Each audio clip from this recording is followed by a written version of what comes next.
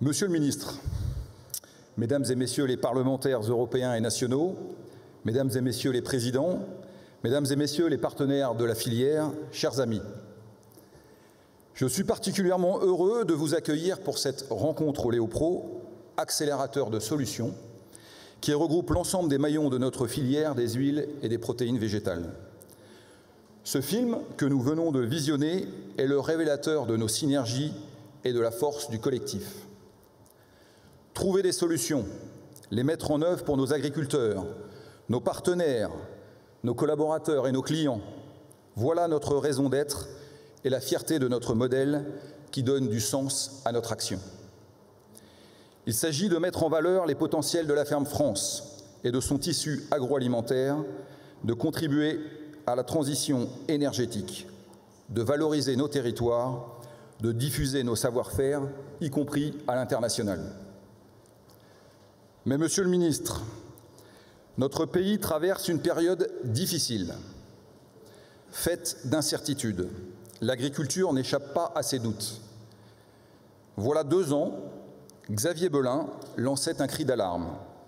Dans son ouvrage « Notre agriculture est en danger, ce qu'il faut faire », posant un diagnostic clair des enjeux à relever. La situation s'est aggravée. La France agricole perd des places au plan des exportations, devancée par l'Allemagne et les Pays-Bas, réduisant ainsi sa contribution positive à une balance commerciale par ailleurs déficitaire. Sur la scène agroalimentaire, la France a aussi perdu du terrain, glissant de la 2e place à la 5e place du classement des pays exportateurs, derrière les USA, l'Allemagne, les Pays-Bas et le Brésil. La ferme France ne tient pas le rythme. Pire, elle s'automutile sur les moyens de production, que ce soit sur la question de l'eau, des semences ou encore les phytosanitaires. Notre rencontre la semaine dernière avec la Direction générale de l'alimentation nous montre de manière criante le décalage entre les décisions françaises, parfois nécessaires, et le traitement des équivalences européennes ou internationales. Vous le savez tous, notre filière n'a pas été épargnée.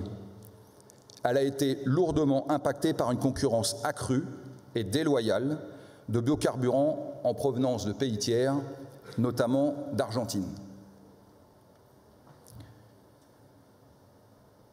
Malgré la mobilisation de tous, à Paris comme à Bruxelles, le constat de préjudice demeure et rend totalement incompréhensible le rôle joué par la Commission dans une Europe dont nous attendons d'abord qu'elle nous protège. La survenance d'aléas de plus en plus nombreux, d'ordre climatique, sanitaire ou encore économique, s'accélère. Nombre de producteurs connaissent maintenant depuis plusieurs années des aléas qui les privent de revenus. Les semis de colza 2018 en sont une illustration. La sécheresse va impacter les volumes de la prochaine récolte de près de 30%, avec des conséquences sur la filière et notamment sur l'interprofession qui lui seront extrêmement nuisibles. Mais voyez-vous, Monsieur le Ministre, les aléas ont toujours fait partie des métiers de la terre, et cela, les agriculteurs le comprennent. En revanche, il est une chose que l'agriculture et l'agroalimentaire français ne supportent plus. C'est le dénigrement permanent de leur métier et de leur savoir-faire. C'est ce que l'on appelle pudiquement l'agribashing. De qui cela fait-il le jeu? Certainement pas de notre pays et de ses entreprises. Quelqu'un peut-il expliquer qu'une entreprise agroalimentaire qui ferme, c'est plus d'importations avec souvent des standards inférieurs aux nôtres, moins d'emplois, moins de vie sur les territoires? Le diagnostic est sévère, connu et nécessaire pour trouver les voies du redressement. Face à ce constat, la filière des huiles et des protéines végétales s'est interrogée, mobilisée afin d'accélérer la mise en place de solutions. Cette filière, créée voilà 35 ans par Jean-Claude Sabin, que je remercie de sa présence, a montré sa pertinence, son apport à l'ensemble des maillons. Même si ces dernières années ont été particulièrement difficiles, elle a montré sa résilience et sa capacité à encaisser les difficultés. Ce n'est pas un hasard si le modèle de développement en filière a été repris par le président de la République comme un principe structurant de notre économie agricole. La Fédération des oléoprotéagineux regroupe les producteurs qui sont à l'origine de la filière et qui ont accepté de financer des outils afin d'assurer leurs débouchés. Nos partenaires de la collecte, coopératives et négociants, assurent le maillage du terrain et les industriels transforment nos graines. Ces partenaires sont rassemblés dans l'interprofession, Terre Univia, et ont construit le plan de filière des oléagineux et protéagineux, fruit des États généraux de l'alimentation. Nous sommes également dotés d'une société de financement et de développement, Sophie Protéol, qui intervient pour structurer la ferme France et dont le savoir-faire des collaborateurs est unanimement reconnu. Il y a enfin le groupe Avril, qui transforme et offre des produits de qualité aux consommateurs en France et dans 22 pays. Ce modèle fonctionne. Certes, il existe des tensions, des ajustements, mais chacun sait que le partage des valeurs communes est une source de profit économique, mais aussi une source de valorisation des hommes. Ce modèle s'exporte et nous l'avons adapté en Afrique subsaharienne, au Maroc, en Algérie, en Tunisie. Ce modèle est moderne et porteur de sens. Ce sont d'ailleurs nos collaborateurs qui en parlent le mieux et qui nous confirment que cette quête de sens est décisive dans le choix de travailler au sein de la filière. Ainsi, nous sommes résolument tournés vers l'avenir. Ceux qui viennent de visiter le village des innovations ont pu mesurer le travail accompli dans la transition énergétique avec nos biocarburants, le B7, le B10 et depuis peu, grâce à la volonté du gouvernement, dans l'oléo 100. Il s'agit d'un carburant 100% renouvelable, 100% colza, 100% français pour les flottes captives. Cette solution est immédiatement disponible et co-construite du champ de l'agriculteur à la cuve de nos clients en passant par le savoir-faire de nos outils industriels. Nous sommes aussi engagés dans la réduction de la dépendance en protéines. Ainsi, avec nos partenaires du monde animal et grâce à une étude du Céréopa, nous quantifions les sources de protéines françaises disponibles pour les filières lait, bovin-viande, porc ou avicole.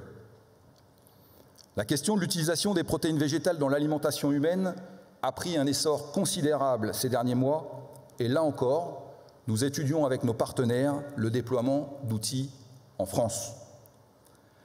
Accélérateur de solutions, nous le sommes encore pour proposer aux producteurs une charte soja de France, préparée dans le cadre de Terre Univia pour construire les productions de demain. C'est également le travail de Terre Innovia pour développer en Bourgogne, dans le cadre d'un projet dit R2D2, des expérimentations de méthodes culturales qui se privent d'insecticides et assurent le risque inhérent à ce type de pratique. C'est la FOP qui co-construit avec 40 partenaires un contrat de solution pour accompagner les changements de pratiques des agriculteurs tout en refusant les approches idéologiques et les impasses sans alternative. C'est enfin la FOP qui travaille avec ses partenaires des associations spécialisées végétales, l'AGPB, je salue Philippe Pinta, l'AGPM, la CGB, pour proposer des approches systèmes transversales au plus près des besoins des agriculteurs. Il existe bien d'autres exemples de la capacité de la filière à générer des idées, à échanger et à bâtir dans l'intérêt du collectif. Je pense notamment au travail de fond que mène la Fondation Avril. Vous voyez, l'intérêt est là.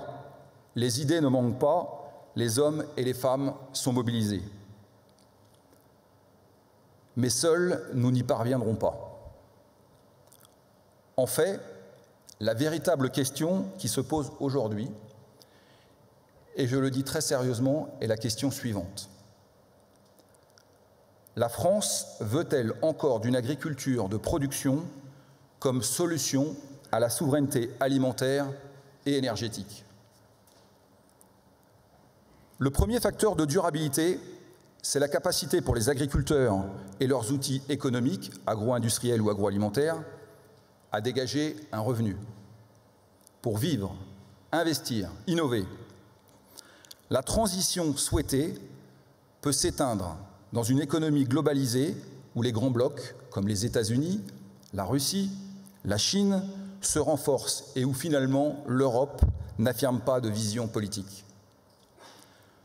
Notre responsabilité sur la question de l'alimentation et l'énergie est immense vis-à-vis des pays du Sud et singulièrement du bassin méditerranéen. La question migratoire ne fait que débuter et menace notre cohésion. La paix en Europe, qui est une chance inouïe pour nos générations, est-elle immuable? L'arme alimentaire ne sera-t-elle pas létale dans les prochaines années? Le gouvernement s'est appuyé sur les États généraux de l'alimentation pour redéfinir un projet basé sur la montée en gamme des productions et le ruissellement de la valeur jusqu'aux producteurs. Comme d'autres, nous avons contribué activement à ces travaux, mais cela ne suffit pas. Et il nous faut également une ambition sur l'export, sur la pluralité des modèles agricoles qui sont aussi divers que nos terroirs de France. Pour réussir, et c'est bien entendu notre volonté, il vous faudra 3 choses, Monsieur le Ministre. Un prérequis et 2 qualités. Le prérequis, c'est la confiance, nécessaire pour construire des relations régulières. Sans confiance, pas de capacité à avancer. Cette confiance, il faudra la construire vite, la nourrir régulièrement, au plus près des acteurs de nos champs, nos coopératives, nos usines, au sein du gouvernement pour obtenir des arbitrages, avec votre administration centrale qui a besoin d'un chef, un vrai, à Bruxelles dans les négociations, notamment celle de la PAC, mais aussi partout où la grandeur des savoir-faire français a besoin d'un ambassadeur de choc. La première qualité, c'est la cohérence, celle qui fonde la crédibilité du politique et qui facilite la compréhension. Ne demandez pas à l'industrie agricole et agroalimentaire française ce que vous n'exigez pas des autres. N'importez pas l'agriculture dont les Français ne veulent pas. Je veux parler entre autres exemples de la question du palme lorsqu'on parle de transition écologique et de biodiversité. La deuxième qualité, c'est le courage. Il vous faudra du courage pour interrompre cette trajectoire de déclin. Du courage pour faire appliquer l'ambition des États généraux de l'alimentation face à la grande distribution qui réclame déjà des baisses de 4% sur nos huiles alimentaires de graines. Du courage encore pour faire comprendre que le zéro phyto est une illusion dangereuse, que l'agriculture de conservation, qui piège du carbone et favorise la biodiversité, lutte contre l'érosion des sols, a besoin de glyphosate et que la start-up lancée par le gouvernement sur le sujet sans concertation est une erreur. Du courage pour redire que les corps intermédiaires dont nous sommes sont un élément important de la cohésion nationale. Du courage pour oser ouvrir le débat du financement des ONG et des associations financées par des capitaux étrangers, comme c'est le cas pour L214. Du courage à Bruxelles pour réaffirmer notre ambition d'une PAC. L'Europe que nous voulons doit nous protéger et ne pas négocier dans des accords de libre-échange l'agriculture et l'agroalimentaire sur l'autel de la réelle politique. Oui, Monsieur le Ministre, nous avons besoin de vous pour relever la tête, pour arrêter de subir et reprendre notre destin en main. Nous avons besoin de vous dès aujourd'hui, dans le cadre du projet de loi de finances sur plusieurs points.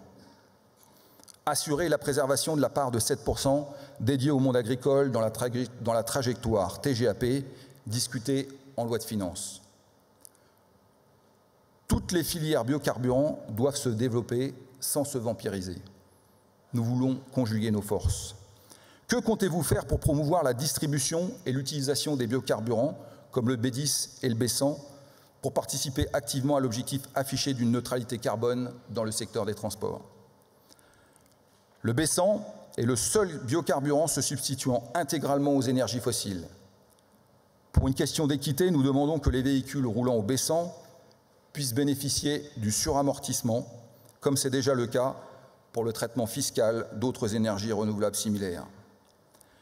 Nous demandons une baisse de 2 centimes sur le B10 afin d'associer l'ensemble des Français à la transition écologique en préservant leur pouvoir d'achat. Cela permettrait d'aligner le B10 sur la fiscalité de l'E10.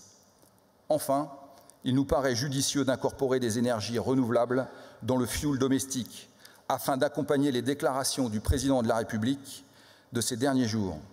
Cela concernerait les fioul domestiques contenant 10 et 30% de renouvelables.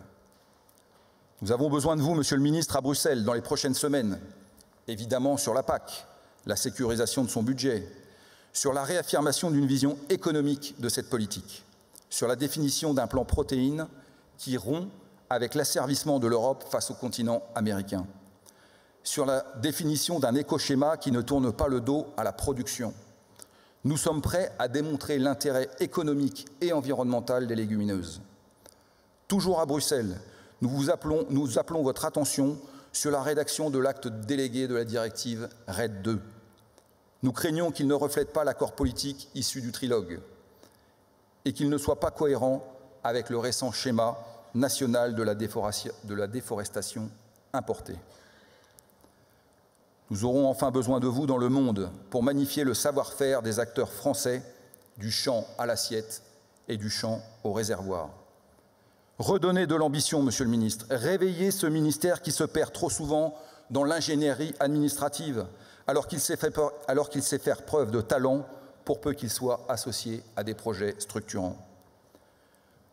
Vous le voyez, vous tous ici rassemblés, au cœur de cette journée, les projets ne manquent pas. L'envie est là. L'exigence que nous avons pour les autres, nous l'avons d'abord pour nous-mêmes, afin d'être dignes de confiance des agriculteurs, de nos clients, des investisseurs, de nos partenaires publics et privés. Nous sommes fidèles aux valeurs de respect, d'audace et de performance que porte le groupe Avril à travers ses élus et ses collaborateurs. Tout seul, on va plus vite. Ensemble, on va plus loin. Je vous remercie.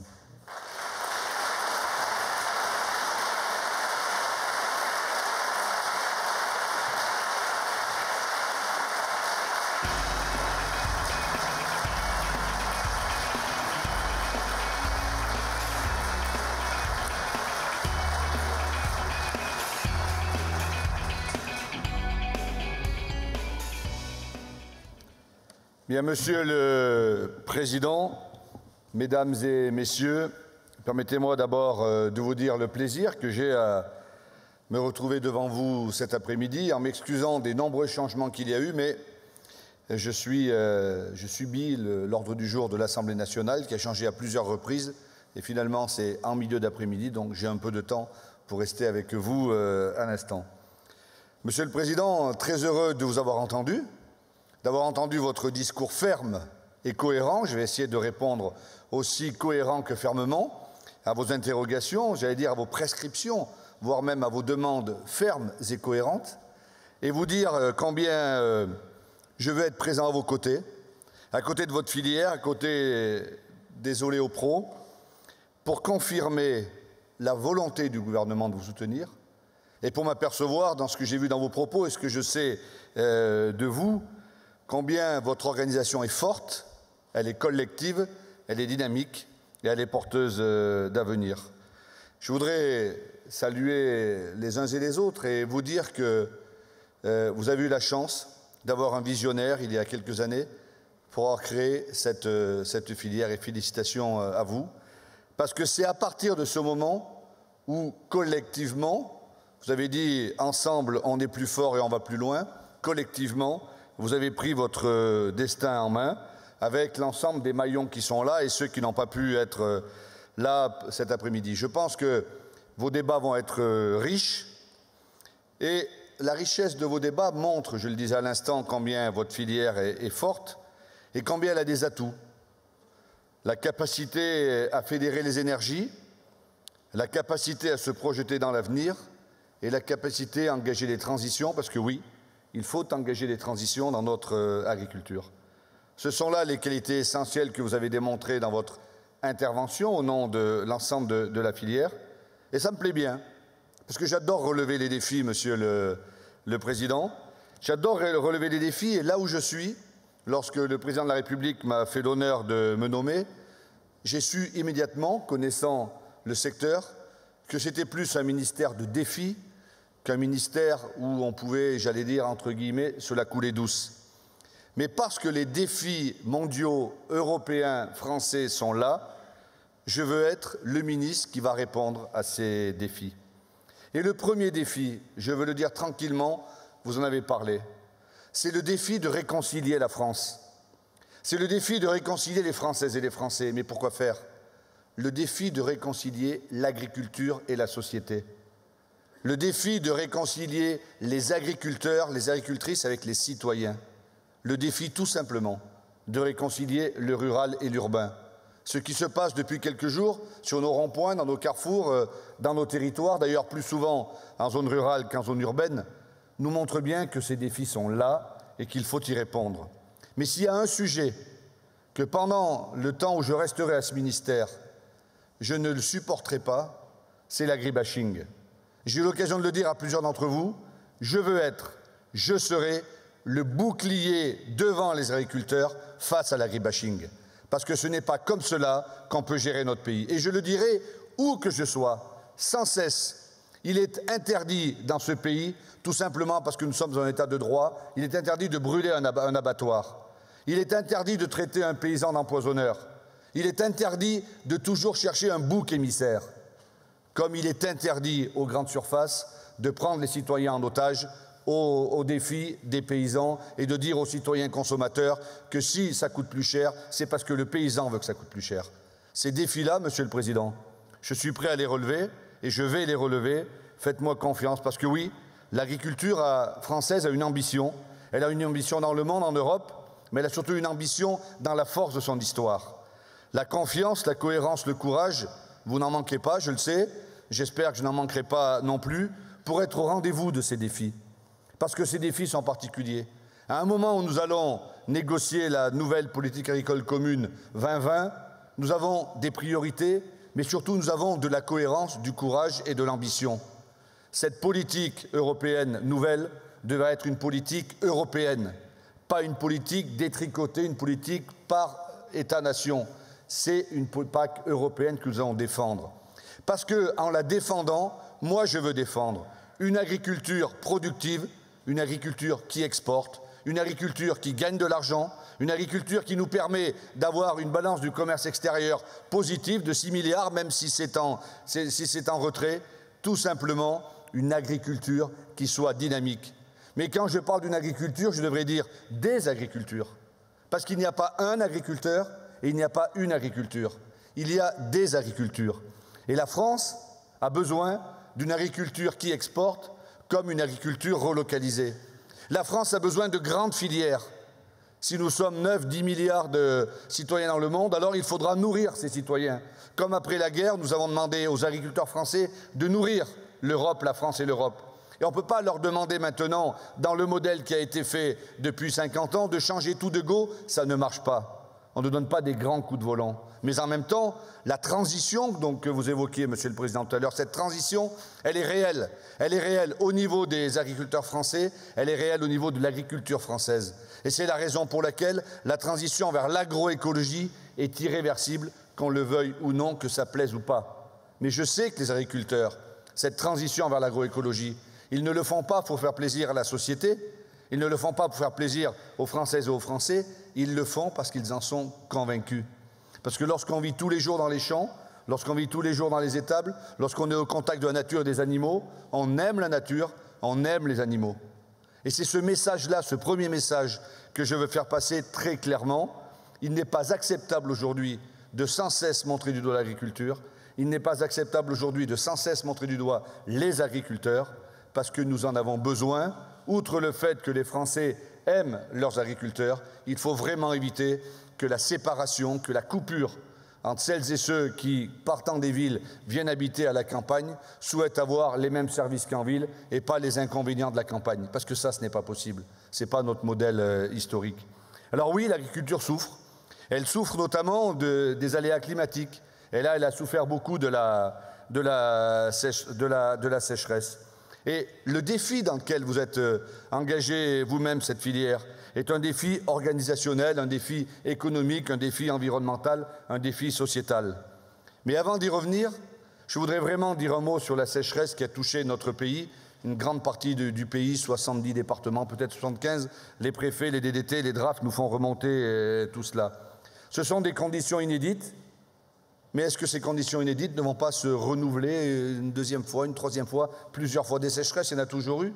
Des sécheresses comme cette année, avec des pluies au printemps et un décalage dans le temps, assez rarement. Et face à ces conditions inédites, il faut avoir une réponse, notamment dans les productions de cultures protéagineuses, parce que c'est vous qui en êtes les premiers déficitaires, en quelque sorte. Je ne sais pas si tous les SMIC de Colza ont levé, je sais qu'il y en a beaucoup qui n'ont pas levé.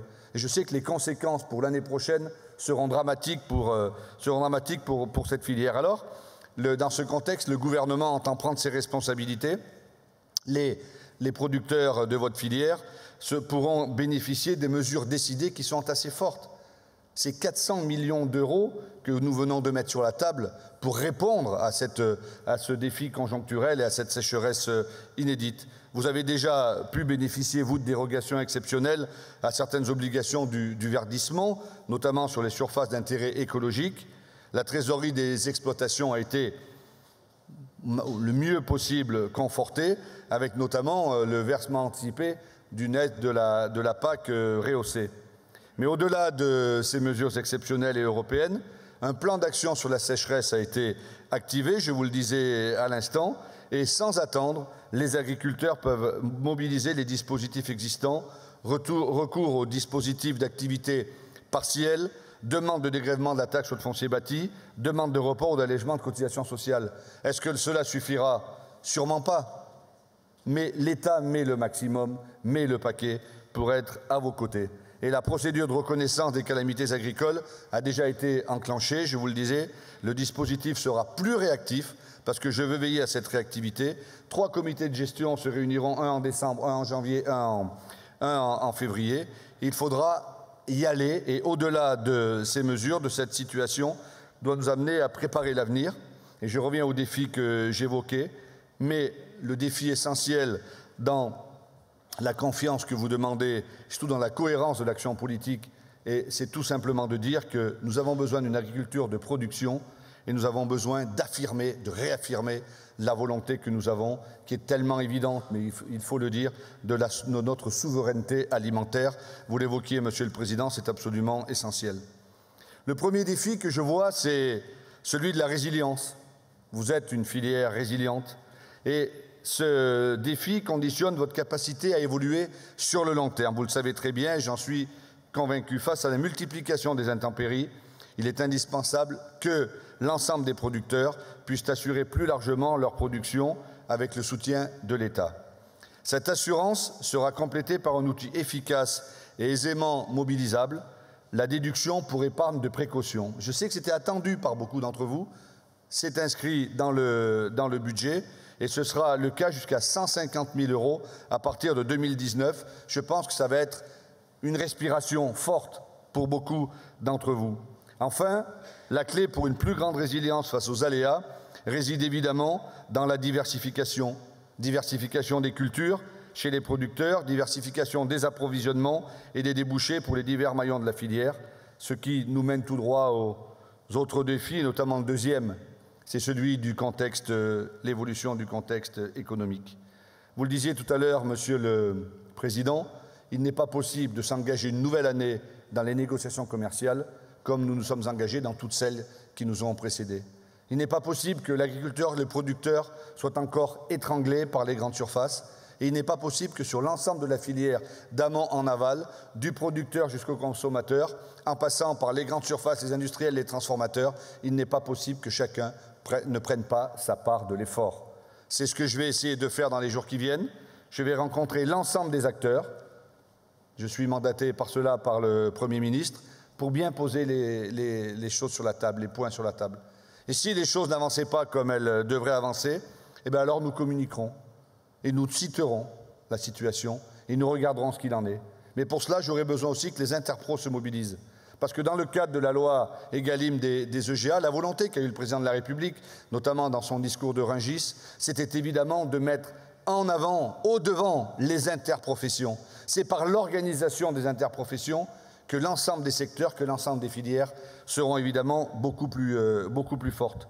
Et je sais très bien, vous l'avez évoqué, que ce qui se passe dans notre pays, les défis climatiques, posent des problèmes, mais vous évoquez le contexte économique. Notre pays a développé une haute performance sur le colza.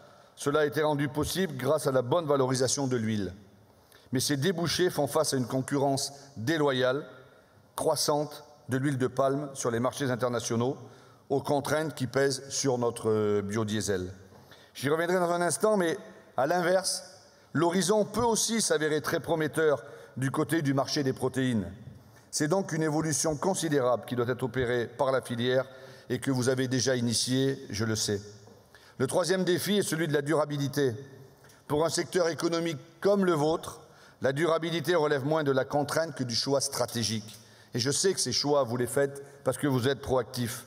Les États généraux de l'alimentation ont révélé que la transition agroécologique était irréversible. Je l'évoquais à l'instant. Et je tiens sur ce volet à saluer les initiatives, vraiment, qui ont été prises par votre interprofession pour expérimenter des systèmes de production insérant une grande diversité de légumineuses dans les rotations. Et je vous invite à poursuivre ce travail en ce sens, notamment en vue d'une diffusion des résultats aux agriculteurs. Parce que ce sont les bonnes pratiques qu'il faut diffuser. Et vous avez évoqué tout à l'heure la plateforme glyphosate qui a été présentée la semaine dernière ou cette semaine. Il ne faut pas le voir, là encore, comme quelque chose de négatif, mais plutôt comme indiquant de bonnes pratiques. Aucune parcelle n'est désignée, aucun producteur n'est désigné, mais simplement il faut savoir que cette transition, nous devons toutes et tous la mener. Le quatrième défi concerne la souveraineté protéinique de notre pays. Le président de la République l'a dit, l'a mis en évidence. La dépendance au soja importé d'une part, aux fertilisants minéraux d'autre part. La réponse à ce défi ne peut pas être unique, évidemment. Mais il est certain qu'une bonne partie des solutions, en particulier en matière de légumineuses, est dans les mains de votre filière et qu'elles doivent être partagées avec les autres filières. D'ailleurs, face à ces défis, votre interprofession a mis en place un plan de filière et je crois que c'est vraiment quelque chose de très important. Mais je l'ai évoqué à plusieurs reprises ces derniers jours, évidemment la transition qu'il y aura à faire sur le glyphosate, la transition qu'il y aura à faire sur les pesticides pour diminuer les produits phytopharmaceutiques dans les sols ne sera pas arrêtée sans solution alternative. Ça a été dit à plusieurs reprises et je vous le dire maintenant, on ne laissera pas un agriculteur, une filière sans solution. Parce que j'ai de la cohérence, parce que j'ai du courage, je veux aussi indiquer que la ligne directrice est fixée, mais qu'on ne va pas du jour au lendemain mettre à mal une filière complète s'il n'y avait pas de solution alternative. Le contexte actuel d'augmentation des coûts des carburants, et ce que l'on voit actuel dans l'actualité sociale d'aujourd'hui, m'amène à souligner, vous l'avez évoqué, Monsieur le Président, tout à l'heure, le rôle que les biocarburants ont à jouer dans le cadre de la transition énergétique, et notamment pour répondre aux objectifs ambitieux que la France s'est fixés en termes d'énergie renouvelable dans les transports, 15% d'ici 2030. Il y a du chemin à faire, nous n'y sommes pas encore, et il faut redoubler d'efforts et accélérer.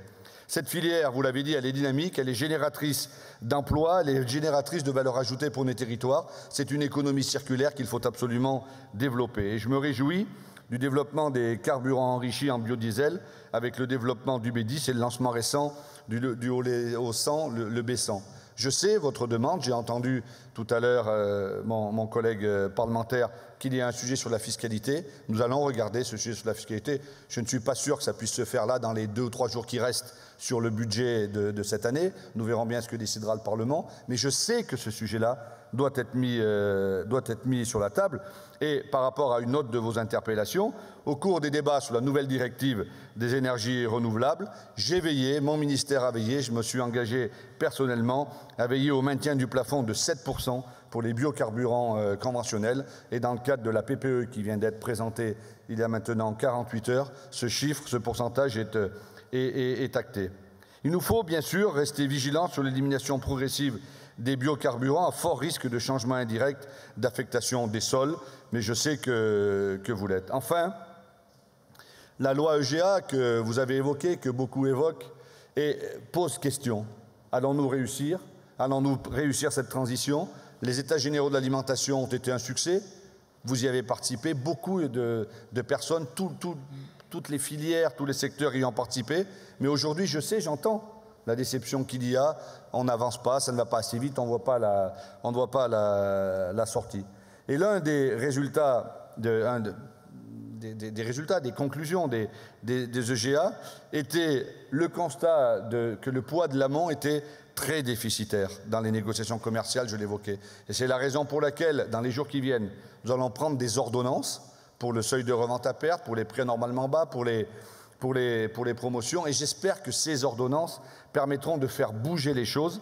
Mais je vous le dis, il y aura besoin de toutes les interprofessions pour nous aider. Vous souhaitiez, Monsieur le Président, tout à l'heure, que je vous aide avec courage. J'espère que vous nous aiderez avec courage d'amener cela et de le verbaliser.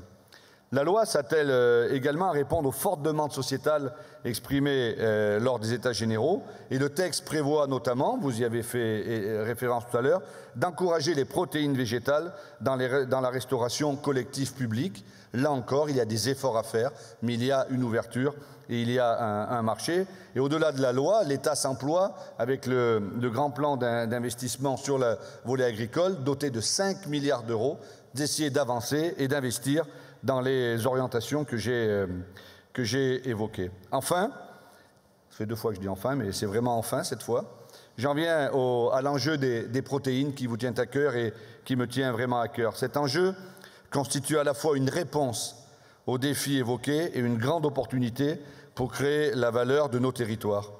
La Commission européenne, la semaine dernière, a présenté son rapport sur les protéines végétales. Nous devons avancer dans cette direction. Le commissaire Hogan sait, parce que mon prédécesseur lui en a parlé, parce que je lui en ai parlé lors des 2 rencontres que j'ai eues avec lui, que la France sera un partenaire exigeant, mais déterminé sur ce dossier. Nous allons poursuivre les discussions avec les États membres. Ce n'est pas simple, et vous le disiez, il faut avoir du courage, parce que certains États ne tirent pas totalement dans la même direction que nous. Mais nous allons poursuivre les discussions avec les États membres, afin notamment de définir une nouvelle PAC garantissant le revenu des producteurs et permettant d'accompagner ces transitions nécessaires. La France dispose déjà d'un plan protéines national. À titre d'exemple, l'augmentation des surfaces légumineuses à graines est l'une des réussites. Et ce plan sera évalué à partir du rapport européen et dans la perspective de la prochaine PAC. Alors je voulais vous le dire, lorsque nous allons, et c'est ma conclusion, discuter, nous avons commencé sur le débat sur la PAC à Bruxelles, la France a été très claire. Elle a parlé d'une seule voix. La France n'acceptera pas une diminution du budget de la politique agricole commune. Mais la France n'acceptera pas que la politique agricole commune soit, j'allais dire, coupée en tranches et que chaque pays en fasse ce qu'il en a à faire. Ce n'est pas possible. La politique agricole commune, elle est européenne et ce n'est pas au choix des États. Il faut avancer dans cette direction et la France ne cédera pas dans ce cadre-là. Et il faudra réorienter cette PAC dans un certain nombre de directions, notamment dans la direction d'un développement économique fort, avec les bonnes pratiques évidemment, préservant nos sols, nos ressources, mais dans cette direction. Alors oui, dans ce cadre-là, j'aurai besoin de courage, j'espère que j'en aurai, j'aurai besoin de cohérence, je vais essayer de l'avoir, mais la confiance, elle devrait être réciproque. Je pense que la France doit chasser en meute, et elle ne le fait pas. La France ne parle pas d'une seule et même voix à Bruxelles. Elle parle de voix différentes, qu'elles soient politiques, syndicales ou économiques. Et surtout, lorsque l'on part à l'extérieur, lorsque l'on va à l'étranger, et j'en viens à votre dernière interpellation, Monsieur le Président, il faut que les industries agroalimentaires parlent aussi d'une seule voix et partent ensemble à l'assaut des grands marchés qui sont devant nous. Et je crois que la marque France peut être fédératrice pour que l'ensemble de nos industries agroalimentaires partent ensemble à l'assaut de marchés étrangers, qu'ils soient asiatiques ou ailleurs. Et on sait que le marché chinois va s'ouvrir. Vous évoquiez tout à l'heure, Monsieur le Président, en l'introduction de vos propos, vous avez cité un grand dirigeant agricole et un grand dirigeant de votre filière, Xavier Belin, qui avait écrit ce livre quelques mois avant de décéder subitement. Dans ce livre, il avait à peu près vu tous les défis. Il avait à peu près mis les directions, je l'ai lu à cette époque-là. Et parfois, vous avez peut-être raison, c'est le manque de courage qui fait qu'on n'arrive pas à aborder ces défis. parce que c'est dur. C'est le manque de courage qui empêche de verbaliser telle ou telle action, qui empêche de dire que telle pratique est bonne et qu'il faut la développer. J'essaierai, Monsieur le Président, dans le cadre du mandat que m'a confié le Président de la République, d'avoir ce courage de dire les choses, d'affronter des moments difficiles, mais d'avoir un objectif. Faire en sorte que l'agriculture française ait un avenir, que cette agriculture française puisse exporter, puisse être promotrice de valeur ajoutée, que les agriculteurs gagnent mieux leur vie qu'ils ne la gagnent depuis maintenant trop d'années. Vous savez, comme parlementaire, j'ai participé à 3 lois. La LMAP de M. Le Maire, la loi d'avenir de M. Le Foll et la loi Egalim de M. Travers. Les 3 ministres, j'ai repris les textes, les 3 ministres au Sénat ont commencé leur discours, en gros, en disant l'objectif de cette loi, c'est de garantir un revenu décent pour les agriculteurs. Ces 3 lois ont été faites par 3 sensibilités différentes. Ces 3 lois ont eu des succès. Ces 3 lois ont été bénéfiques à l'agriculture. Mais il y a une chose qui n'a pas été bénéfique, c'est que le revenu des agriculteurs n'a pas progressé. Bien au contraire. Et donc l'enjeu du moment, c'est d'aller dans le sens de ce que vous disiez tout à l'heure. On ne peut pas parler d'agriculture si on ne parle pas d'économie. On ne peut pas parler d'agriculture si on ne parle pas de balance commerciale. On ne peut pas parler d'agriculture si on laisse des agriculteurs avec si peu de revenus. C'est l'enjeu que je me suis fixé. Merci à vous, merci à vos collaborateurs que l'on a vus sur le film tout à l'heure, qui était bien fait et qui indique que la filière est à la fois peut-être une famille. Je veux vous féliciter, vous souhaiter bon courage, vous souhaiter une bonne fin de séminaire et vous dire que, quelles que soient les différences, quels que soient les arguments qui sont avancés, parfois les sifflets, les engueulades, parfois peut-être quelques applaudissements, rien ne me détournera de mon action au service de l'agriculture française, au service de la France. Merci.